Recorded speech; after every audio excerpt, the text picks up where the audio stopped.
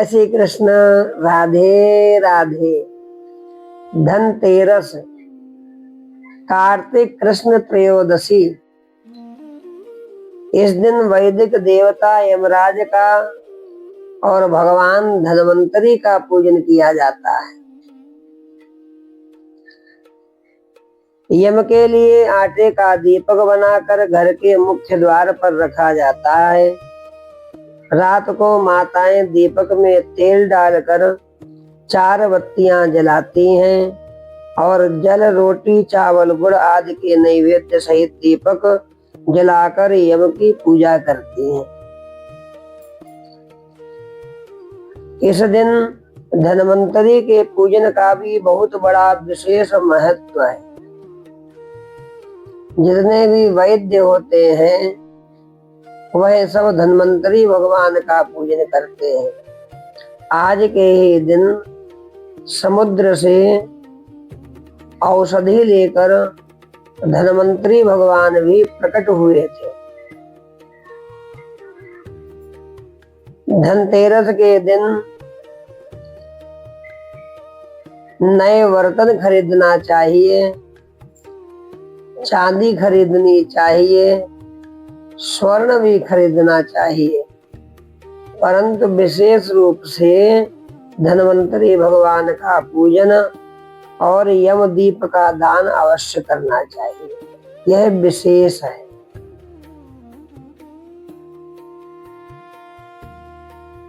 इस दिन हल से जुती हुई मिट्टी को दूध में भिगोकर उसमें सेमर की शाखा डुबोकर लगातार 3 बार अपने शरीर पर फेरना तथा कुमकुम लगाना चाहिए।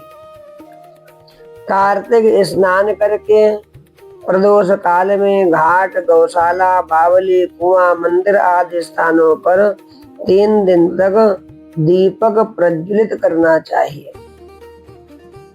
तुला राशि के सूर्य में चतुर्दशी तथा अमावस्या की संध्या को जलती हुई लकड़ी की मशाल से पितरों का मार्ग प्रशस्त करना चाहिए। और कुछ नहीं कर सकते हैं तो केवल दीपक का दान कर देना चाहिए। इससे हमारे पितर भी प्रसन्न होते हैं, यम भी प्रसन्न होते हैं और भगवान धन्वंतरी भी प्रसन्न होते हैं। आइए अब हम आपको कथा श्रवण कराते हैं, धनतेरस की कथा। गुरुर्ब्रह्मा गुरुर्विष्णु गुरुर्देवो महेश्वरः गुरुः साक्षात् परब्रह्म तस्मै श्री गुरवे नमः। एक बार यमराज ने अपने दूतों से प्रश्न किया, क्या प्राणियों के प्राण हरते समय तुम्हें किसी पर दया आती है? यमराज पूछ रहे हैं अपने दूतों से। यमदूत संकोच में पड़कर बोले, नहीं महाराज, हम तो आपकी आज्ञा का पालन करते हैं, हमें दया भाव से क्या प्रयोजन है? यमराज ने फिर प्रश्न दोहराया, संकोच मत करो, यदि कभी कहीं तुम्हारा मन पसेजता है तो निडर होकर कह डालो, बताओ। तब यमदूतों ने कहा, एक घटना ऐसी घटी है जब हमारा हृदय कांप गया। हंस नाम का राजा एक दिन शिकार के लिए गया। वह जंगल में अपने साथियों से बिछुड़कर भटक गया और दूसरे राज्य की सीमा में चला गया।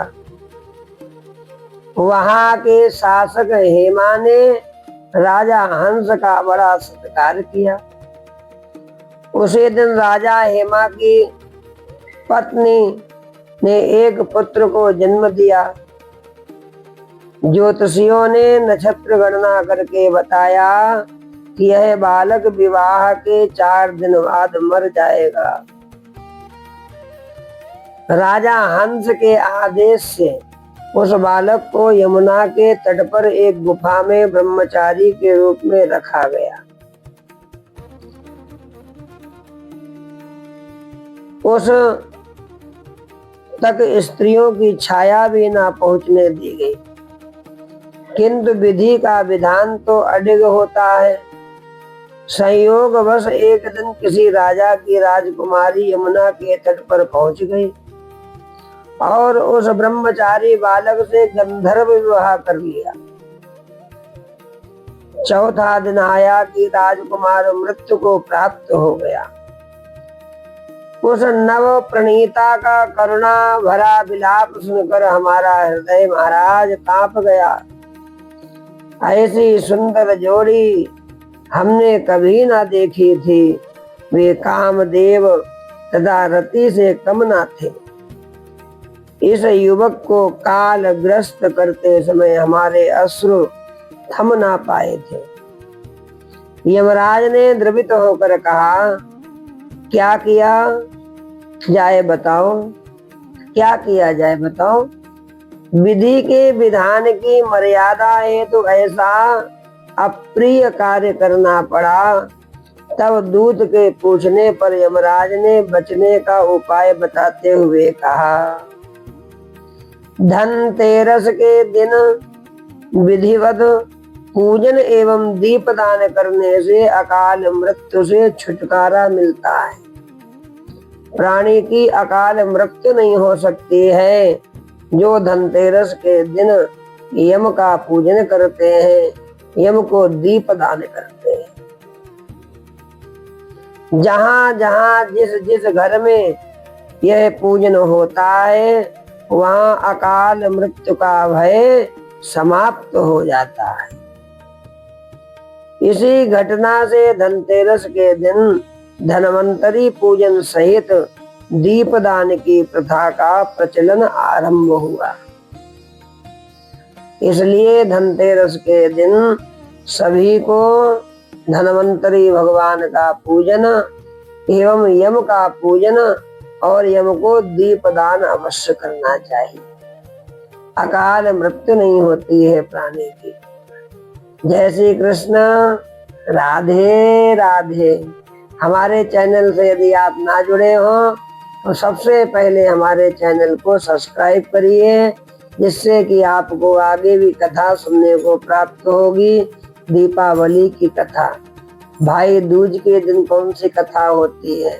हर दिन कथा है, अपना ऐसा सनातन है। जय श्री कृष्ण। राधे राधे।